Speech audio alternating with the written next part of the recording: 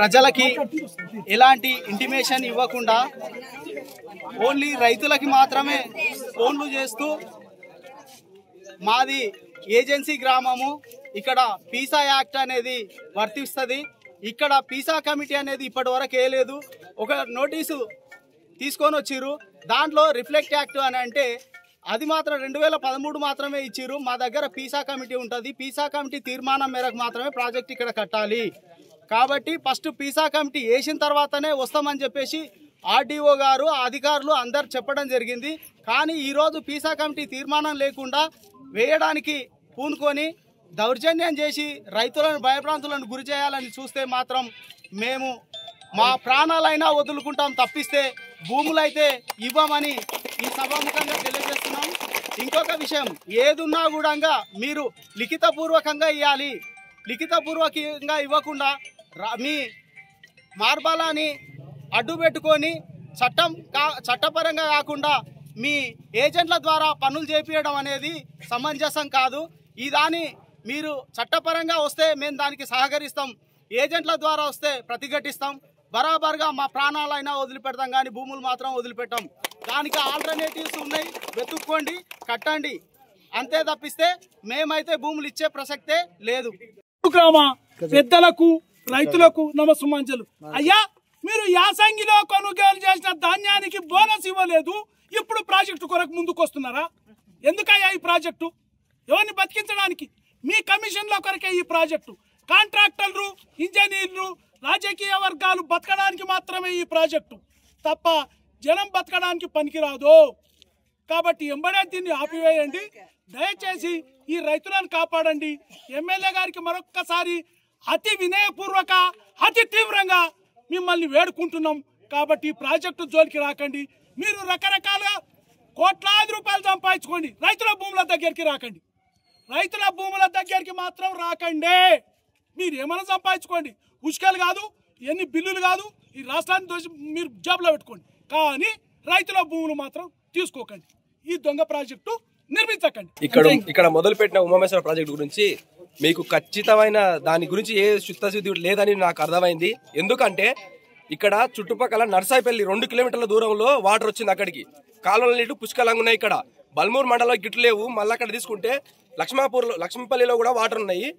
ఈ కొంత ప్రాంతానికి నీళ్లు లేవని చెప్పి ఇక్కడ రిజర్వేర్ వేస్తా అంటున్నారు. మా తాతల నుంచి చూస్తున్నాం మేము ఇక్కడ, మా తాతలు మా తండ్రులు మేము ఇక్కడ వ్యవసాయం చేసుకుంటున్నాం, వ్యవసాయం మీద ఆధారపడి మాకు 2 పంటలు అందుతున్నాయి పుష్కలంగా. ఇప్పుడు ఈ వర్షాకాలంతో మేము 3 పంటలు వేయడానికి అనుకూలంగా ఉంది మాకు వ్యవస్థ ఇక్కడ.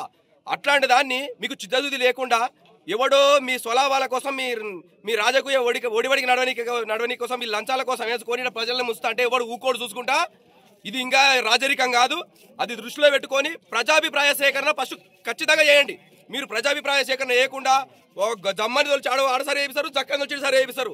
మీ తాత జాగీర్ అనుకుంటారు, అయితే మీరు ఇట్లా గవర్నమెంట్ నుంచి మాకు వంచినాయి భూములు. నేనేమంటున్నంటే 5 ఏళ్ళ మీ స్వలాభం కోసం మీరు ఏదో చేసిపోయి మాది అనిపించుకొని జనాలని మభ్యపెట్టి ఇది చేయడం కరెక్ట్ కాదు. ప్రజాస్వామిక దేశంలో ఎట్లా ఉండాలి పరిపాలన అనేది? అడ్డమైన హామీలు ఇచ్చి ఒక్కడు ముందరికి రాడు, సస్తురు అంటే ఒకటి దూనికి రాడు. ఇదే గుడి పైన ప్రమాణం చేసి పోయిరు మీరు. మరి మా పరిస్థితి ఏంది? మాకు జాబులు ఏమన్నా ఎంటబడుతున్నాం ఏమటి? ఇక్కడ మాత్రం పుష్కలంగా నీళ్లు ఉన్నాయి. మేము సాటిలైట్ తోటి సర్వే చేసి చూపిస్తాము. ప్రతి ఒక్క చెరువు ఇప్పటికి అలుగులు పోతున్నాయి. మాకు ఇక్కడ రిజర్వేర్ అవసరమే లేదు. ఇంకొకటి క్లియర్ కట్గా బల్మూరు మండలానికి మాత్రమే ఒక 100%లో 30% వాటర్ లేవు. మిగతా భూమి మొత్తం ఇప్పుడు సస్యశ్యామలంగా 2వ పంట రెడీగా వేసిర్రు. మాకు అసలు ఈ ప్రాజెక్టు మాకు ఇక్కడ అవసరమే లేదు. నీకు ఏడైతే ప్రాజెక్టు కావాలో ఆడవి ప్రాజెక్ట్ వేసుకోండి మీరు. కానీ మాకు అన్ని వాటర్ ఉన్నాయి. ఇప్పుడు మళ్ళీ ఇక్కడ ప్రాజెక్ట్ వేస్తే మాకు పండే భూములు పంటలు పండవు, మొత్తం దిగబడిపోతాయి. ఇక్కడ తుమ్మెడపేట చెరువు ఇంకా అసలు పంటలేవంతా లేవు. 200 ఎకరాలు వదిలేసి రాడా నీళ్ళు ఎక్కువై. మాకు సస్యశ్యామల వాటర్ ఉన్నాయి, అసలు వాటర్ లేవని లేదు. ఇక్కడ మొత్తం వాటరే ఉన్నాయి. మాకు అసలు ఈ రిజర్వేర్ మాత్రం ఇక్కడ అవసరం లేదు. రిజర్వేర్ ఎక్కడ కావాలనుకుంటారు మీరు? అప్పర్ ప్లాట్స్ కావాలనుకుంటారు కదా. చంద్రబాబు పుష్కలంగా అక్కడ చాలా టీఎంసీ వాటర్ పడుతుంది. డిండి ప్రాజెక్టు వేసుకుంటే మీరు అక్కడ ఎత్తిపోసుకోవచ్చు. ఆల్రెడీ ఉన్న ప్రాజెక్టే, దాన్ని పెద్ద చేసుకుంటే మీరు బాహుబలి మోటార్ పెట్టుకుని పైకి ఎత్తుకోవచ్చు. అంత మంచి సోర్స్ ఆఫ్ మీకు ఉన్నా కూడా కమిషన్ల కోసం మాత్రమే ఇక్కడ రిజర్వేర్ అని చూస్తుర్రు. జనాలని మభ్య పెడుతుర్రు. ఇందిరా మిల్లు వస్తుంది, మీకు అది వస్తుంది, ఇది వస్తుందని. అది కాదు పరిపాలన రంగాలు. ఇది వేస్తున్నాం, దాని గురించి మాట్లాడండి వచ్చి. ఇది వేస్తున్నాం, ఇది ఇస్తున్నాం మేము. నువ్వు ఇచ్చేది నువ్వు ఓటు కోసం ఇచ్చినావు. నువ్వు ఇందిరా మిల్లు కానీ వేరే నువ్వు ఇచ్చేది మొత్తం ఉంటాం.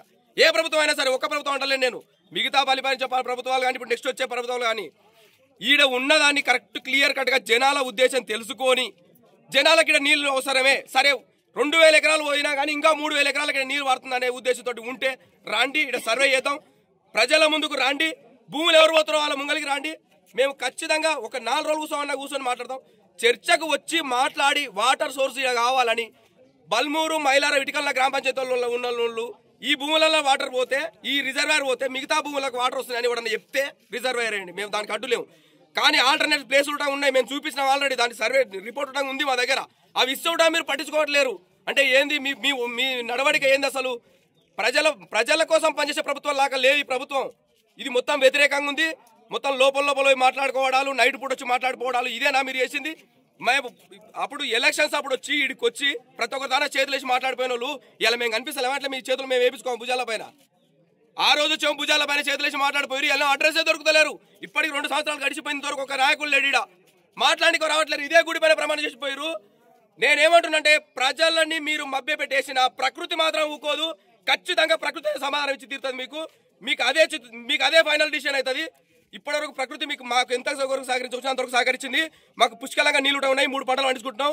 మీరు మాత్రం రిజర్వేర్లో మాత్రం ఇన్వాల్వ్ కావద్దు. ఇది ఫైనల్ గా చెప్తున్నా, ప్రకృతితోటే మీరు నాశనం అయిపోతారు. చూడండి ఇంకా లాస్ట్ అండ్ ఫైనల్ గా. చరిత్ర సృష్టించినోడు ఇప్పుడు ఆ చరిత్రని తిరగరాయబోతున్నాడు.